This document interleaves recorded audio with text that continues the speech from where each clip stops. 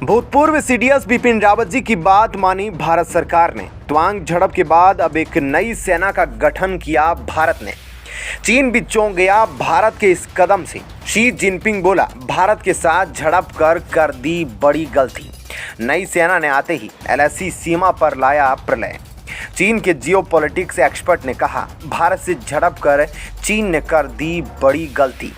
दोस्तों, जिस तरह से चीन ने भारत के साथ तवांग क्षेत्र के नज़दीक झड़प की, उसको देखकर लगता है कि चीन ने सच में बहुत बड़ी गलती कर दी है। और अब इस बात का अंदाज़ा खुद चीन को हो गया है।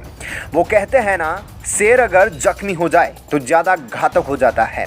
और अब यही हाल चीन के साथ होने वाला है, जहां चीन ने भारत जैसे शेर के साथ झड़प कर अब भारत को और खूंखार बनने के लिए मजबूर कर दिया। और अब ये शेर अपने इन्हीं पंजों से ड्रैगन की खाल छीलेगा और इसकी मुंह की आग भी इसका मुंह फाड़ कर बुझाएगा। क्योंकि दोस्तों, भारत ने अपनी सैन्य क्षमता को बढ़ाते हुए एक और बड़ा कदम फैसला ले लिया है। जी हाँ दोस्तों, हाल ही में एक मीडिया रिपोर्ट में बताया गया था कि कैसे भारत बॉर्डर वाले इलाकों में कम दूरी वाली बैलिस्टिक मिसाइलों के स्टोरेज के लिए सुरंग का निर्माण करने लगा है। जल्दी भारत अपनी सबसे खतरनाक प्रलय टैक्टिकल बैलिस्टिक मिसाइल को भी तैनात करने वाला है। ये सारी जानकारियां तब आई है जब 9 दिसंबर को अरुणाचल प्रदेश के तवांग में भारत और चीन की सेनाओं के बीच टकराव की घटना सामने आई। जब भारतीय सीमा में घुस आए 300 जवानों को इंडियन आर्मी के सैनिकों ने धो कर खदेड़ते हुए बाहर फेंक दिया। जून 2020 के बाद एक बार फिर से चीन से सटी वास्तविक नियंत्रण रेखा पर तनाव की स्थिति है। सूत्रों की माने तो चीन लगातार एलएसी पर यथास्थिति को बदलने की कोशिश कर रहा है। और अब चीन की इस हरकत को देख भारत एक नई सेना का निर्माण करने जा रहा है, जिसका नाम है रॉकेट फोर्स। दोस्तों, बात करें भारत की रॉकेट फोर्स की, तो सबसे पहले रॉकेट फोर्स के निर्माण का जिक्र भारत के प्रथम chief of defence staff Bipin Rawat ji ने किया था, जहां उन्होंने कहा था कि हमें एक नई रॉकेट फोर्स का निर्माण करना होगा।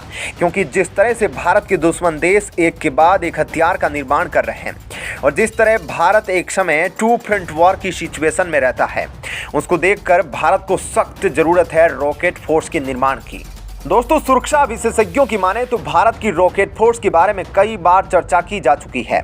उनका कहना है कि दोनों देशों के बीच लड़ाई ही सैन्य ताकत को लेकर है। ऐसे में यह बात काफ़ी लाजमी है कि भारत और चीन अपनी रॉकेट फोर्स को मजबूत करने की तरफ बढ़ रहे हैं। इंडियन आर्मी के पूर्व जनरल नरवणे की माने तो आने वाले समय में सैन्य संघर्ष अलग ही तरह से नजर आने वाला है, जिसमें एयरफील्ड्स और कम्युनिकेशन सिस्टम के अलावा टकराव के समय सटीक हमला करने वाले हथियारों की तैनाती पर जोर दिया जाएगा। इसके अलावा ड्रोन, एयर डिफेंस सिस्टम को तबाह करने की क्षमता, मिसाइल बेस और टैंक फॉर्मेशन भी अहम होने वाली है। इसके अलावा रॉकेट और तोप को भी प्राथमिकता दी जाएगी। दोस्तों, समस्या यह है कि भारत के पास कई तरह की मिसाइलें हैं। पृथ्वी सीरीज की missile, Akash missile, Barak missile, BrahMos missile, Agni series की मिसाइल, नाग सीरीज की मिसाइल और भी अन्य सीरीज की मिसाइलें हैं। और एक मिसाइल सीरीज की एक मिसाइल नहीं, बल्कि ये अपनी रेंज के आधार पर बंटी हुई है। और दोस्तों, ये बात तो अभी सिर्फ जमीनी स्तर की मिसाइल की हुई, अभी तो समुद्री सीमा के युद्धपोत की बात हुई ही नहीं, जहां भारत के पास सागरिका घातक मिसाइल है और बराक मिसाइल का भी समुद्री युद्धपोत पर तैनात होने वाली मिसाइल का वर्जन है। इसके अलावा हवा से हवा में मार करने वाली मिसाइलें और हवा से जमीन पर मार करने वाली मिसाइल, इसके अलावा हाइपरसोनिक, सुपरसोनिक और सबसोनिक गति वाली मिसाइलों की भी कमी नहीं है, जिसमें भारत की ब्रह्मोस के बाद शौर्य जैसी खतरनाक मिसाइलें मौजूद है। दोस्तों, कुल मिलाकर देखें तो भारत के पास मिसाइलों की इतनी वैरायटी है कि उसका सही से इस्तेमाल नहीं हो पा रहा है। अब आप सोचेंगे, सही से इस्तेमाल मतलब कैसे? तो दोस्तों, दुश्मन को हराने के लिए केवल हथियार होना जरूरी नहीं, बल्कि दुश्मन के किस घातक हथियार को किस मिसाइल से अटैक किया जाए और दुश्मन का कौन सा मिसाइल डिफेंस सिस्टम या रडार सिस्टम ज़्यादा घातक है, उसको किस मिसाइल से बर्बाद किया जाए। यह सारी जानकारी रख दुश्मन की सीमा के नज़दीक ही अपनी मिसाइलों को तैयार करना रॉकेट फोर्स का काम होता है। अब दोस्तों, जैसे कि बात करें अगर चीन की, तो चीन के पास कई तरह की मिसाइल डिफेंस सिस्टम हैं, जैसे कि HQ-9, HQ-29 और FD-200B और HQ सीरीज में मिसाइल डिफेंस सिस्टम है। अब ऐसे में दोस्तों देखा जाए तो चीन के HQ-9 मिसाइल डिफेंस सिस्टम की रेंज 300 किलोमीटर है और FD-200B की 200 किलोमीटर है और चीन के HQ-17A की 15 किलोमीटर रेंज है। अब यदि युद्ध जैसी स्थिति आती है तो भारत को पता होना चाहिए कि किस मिसाइल डिफेंस सिस्टम के लिए कौन सी मिसाइल काम आएगी। अब जैसे भारत ने हाल ही में प्रलय मिसाइल का परीक्षण किया। कहा जाता है कि भारत की यह मिसाइल रूस की इस्कंदर मिसाइल से बहुत हद तक मिलती है, बस फर्क रेंज का है। जहां इस्कंदर की रेंज 200 से 300 किलोमीटर है, वहीं प्रलय मिसाइल की रेंज 500 किलोमीटर है। अब दोस्तों रूस और यूक्रेन युद्ध में जिस तरह से यूक्रेन के ऐसे 300 मिसाइल डिफेंस सिस्टम को तबाह करने के लिए अपनी इस्कंदर मिसाइल का उपयोग किया गया, उससे भारत ने बहुत सीख ली है और अब भारत खुद की अपनी एक रॉकेट फोर्स बनाने जा रहा है, जिसका काम चीन और पाकिस्तान के मिसाइल डिफेंस सिस्टम से लेकर रडार सिस्टम और मजबूत टैंक्स को तबाह करने का होगा।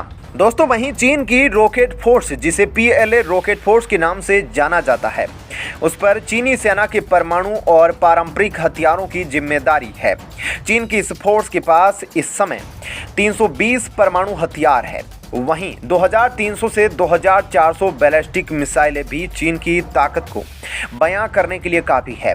PLA की रॉकेट फोर्स के बेड़े में करीब 90 इंटरकॉन्टिनेंटल बैलिस्टिक मिसाइलें शामिल है। इस बल में तैनात सैनिकों की संख्या करीब 1.5 लाख है। चीन की रॉकेट फोर्स हेदान जिले के किंगघाई में है। हाल ही में PLA ने 2 तरह की मिसाइलों का परीक्षण किया। उत्तर पश्चिमी चीन में इन मिसाइलों की ताकत को परखा गया है।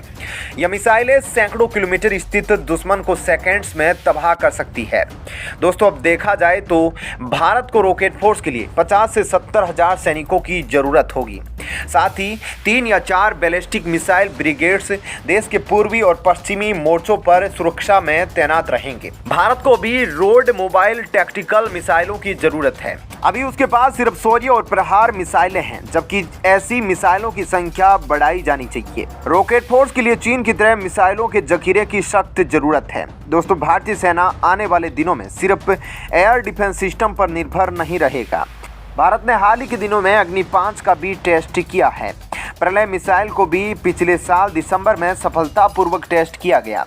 वहीं अग्नि 5 वह मिसाइल है जो 5000 किलोमीटर तक की रेंज के साथ दुश्मन को निशाना बना सकती है, यानी चीन के उत्तरी हिस्सों पर सबसे ज्यादा खतरा है। जमीन से जमीन तक हमला करने वाली ऐसी मिसाइलें जो बिना किसी संपर्क के युद्ध में दुश्मन को मुंहतोड़ जवाब दे सके, उन मिसाइलों को इस समय सबसे बड़ी जरूरत भारत को है और चीन को करारा जवाब देने के लिए भारत को रॉकेट फोर्स की सख्त जरूरत है।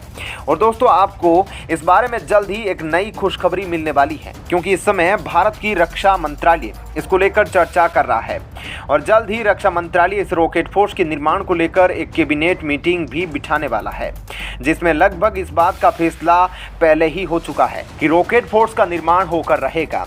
भारत के इस कदम पर आपका क्या कहना है, कमेंट सेक्शन में जरूर बताएं। धन्यवाद।